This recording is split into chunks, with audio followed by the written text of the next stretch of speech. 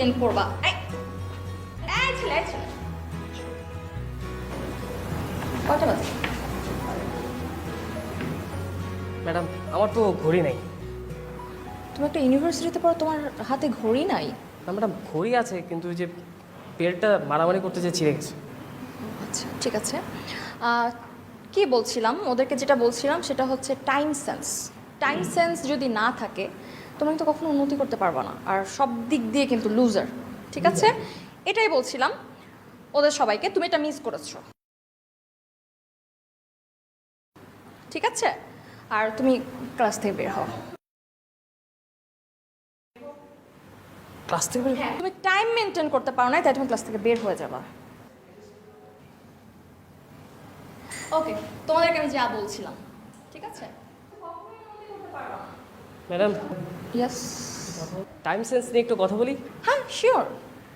Madam হয়েছে কি, আমার দেশের বাড়ি বরিশাল। ওকে। তো এক ঈদের ছুটিতে আমি দেশে যাব। হুম। তো 7:40 আমার লঞ্চ। তো আমি বাসাতে কোনো তাড়াহুড়ো করে বেরোইছি, কিন্তু আমি লঞ্চ ঘাটে পুরান ঢাকা জ্যামের জন্য পৌঁছেছি 1 ঘন্টা লেটে, মানে 9টার সময়। তো লঞ্চটা আমি আর পাই। এটাই আমি বলছিলাম, টাইম সেন্স। তুমি যেহেতু টাইম মেনটেন করো নাই, এ কারণে তুমি লুজার, তুমি লঞ্চটা পাও নাই। জি ম্যাডাম, তারপর শোনো না কী হয়েছে। তারপর আমি বাসায় গিয়েছি, রাতে খাবারের পর টিভিটা ছেড়েছি। হ্যাঁ। আর 10টার খবরে দেখি ম্যাডাম, আমার যে লঞ্চটায় যাওয়ার কথা ছিল ওটাতে 460 জন যাত্রী ছিল, 460 পিপল। পুরো লঞ্চ সহ সবাই মারা গেছে ম্যাডাম, আমি ছাড়া। কারণ ম্যাডাম আমি টাইমটা মেনটেন করিনি।